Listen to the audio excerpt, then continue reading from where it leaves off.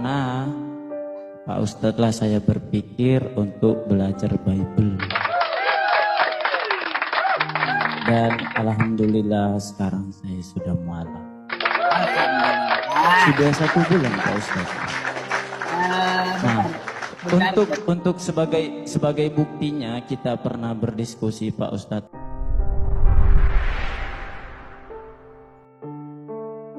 Ustadz Yusuf PI dikenal sebagai seorang teolog Islam yang kerap berdialog lintas iman dengan pendekatan ilmiah, logis dan berlandaskan dalil. Dalam setiap diskusi, beliau menekankan adab, ketenangan, dan kejujuran intelektual. Di video pertama ini, Ustadz Yusuf PI berdialog dengan seorang pria beragama Kristen. Dialog ini bukan untuk menjatuhkan, melainkan menguji keyakinan melalui argumen teologis, perbandingan kitab suci, serta konsep ketuhanan. Pertanyaan-pertanyaan yang dijawab secara sistematis, sehingga membuka ruang berpikir bagi lawan bicara. Baiklah, sahabat inspirasi, marilah kita simak. Aja deh yang saya mau tanya sama Anda, yang ringan aja Bang ya. Siapa yang mencabut nyawa ibunya Yesus? Yang mencabut.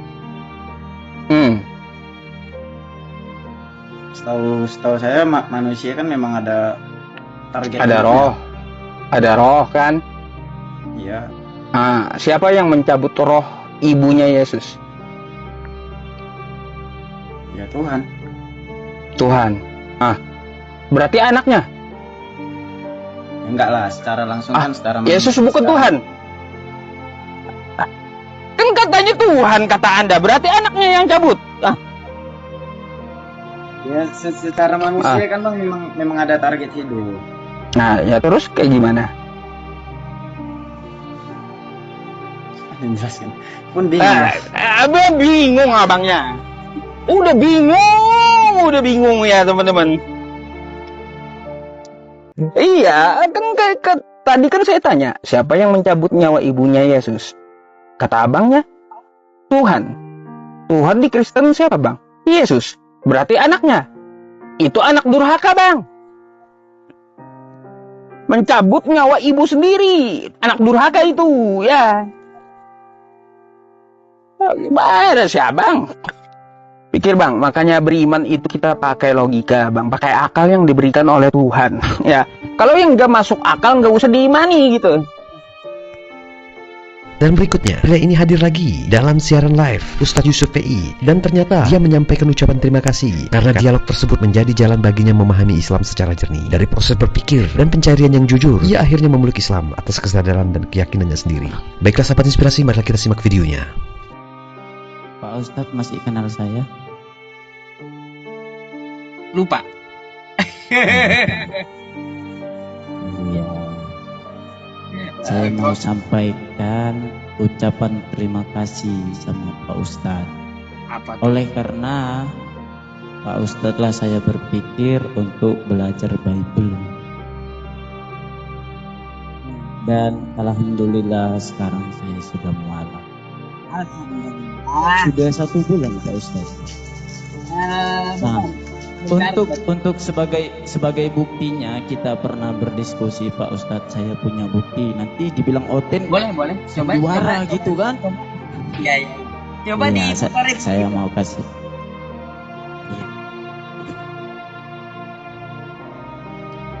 Alhamdulillah ya teman-teman. Oh iya, ingat saya. Ini dia ingat. ini. Ingat, saya ingat. Alhamdulillah, iya Bang, iya. Ini dia ini. Ingat saya. Ingat. Ingat, alhamdulillah. Kenapa Bang dengan itu? Kan saya cuma ngajak berpikir. Iya, harusnya kalau Kristen naik itu berdiskusilah dengan baik. Ya. Contoh ya, satu kunci kalau mau diskusi itu pakai akal, tinggalkan doktrin. Nah, kita ini diskusi pakai akal, bukan pakai doktrin. Kalau pakai doktrin, pastinya kita menolak kebenaran tentang Bible sendiri. Jangan kita mengakui pengikut Kristus, padahal kita tidak mengikuti apa yang diperintahkan Kristus seperti itu. Iya. Karena sebenarnya di saat kita Kristen, di saat itulah kita mengingkari Kristus. Begitu. Iya Pak Baru Ustadz. nyadar. Iya. Ketika saya menonton siaran ulang saya baik sama Bang Zuma, sama Bang Pastor Roding, sama Yusuf PI, di situ pula saya mencaci maki diri saya sendiri. Iya, egonya minta Masa ampun. Bang? Masa? Iya. Iya. Ya begitulah Pak Ustadz. Kadang-kadang kita memang sudah didoktrin dari kecil. Ya bagaimanapun kalau kita nggak mau terima kebenaran itu ya kita bakal menolak. Kebenaran tidak lahir dari perdebatan yang emosional, tetapi dari dialog yang jujur dan berilmu. Hidayah adalah hak Allah, sementara manusia hanya berkewajiban menyampaikan dengan hikmah dan akhlak.